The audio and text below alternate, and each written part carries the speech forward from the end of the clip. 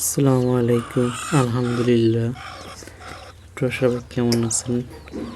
আশা করি সবাই ভালো আছেন। অনেক দিন হলো কোনো ভিডিও আপলোড করতে পারিনি কর্মব্যস্ততার কারণে। আজকে সুযোগ হয়েছে, তাই আপনাদের মাঝে আমি একটি ভিডিও নিয়ে এসেছি। আলহামদুলিল্লাহ, আমার 5টা মুরগিকে সনাতন পদ্ধতিতে ডিমে তা বসিয়েছি বা কুচে বসিয়েছি।